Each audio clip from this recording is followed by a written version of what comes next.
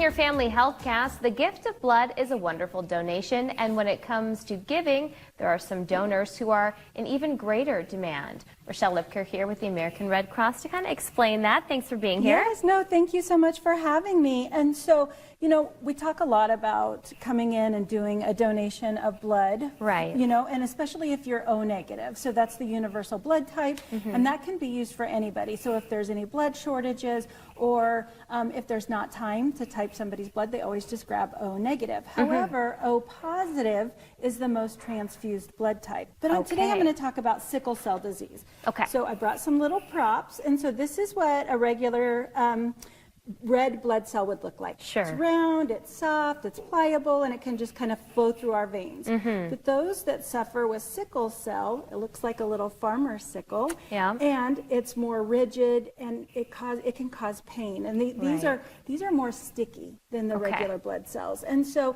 what happens if somebody has sickle cell disease is that they can have pain crises. And so when these sickle cells stack together, then it can cause organ failure, it can cause even a stroke and extreme pain. So we're estimating about 100,000 people in the United States have sickle cell disease. Okay. And so they can use up to 100 units of blood per year. And so that's why it's really important to find people with the same ethnic and racial qualities as them, because that blood type is more towards them. And we know that people who identify as Black, they usually have type O. Over half of them have the type O blood type. And so that's why it's so important for us to get more diverse donors through our doors.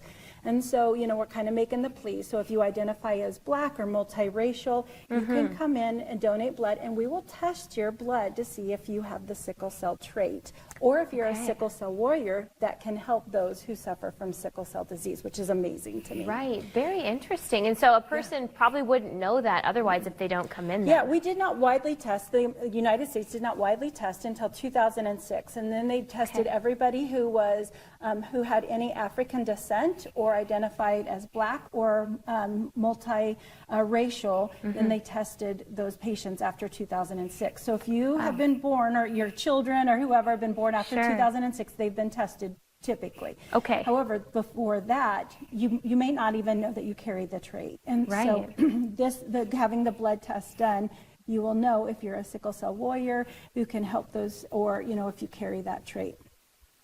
Also, in the month of August, we are doing some amazing screenings. We're doing an A1C test screening, which screens for diabetes or pre-diabetes.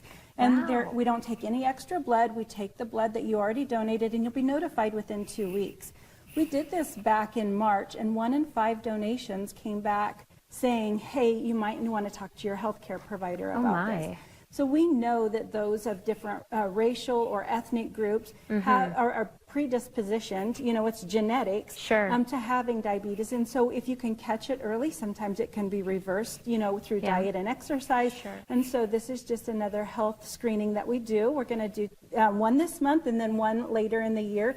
And we will test your blood once a year. So if you gave in March, you won't be retested for the A1C this month. But but if you have your blood donation app, it'll show up there. And so then you can take that in and have a discussion with your healthcare provider. Okay, well, lots of great information, Rochelle, redcrossblood.org.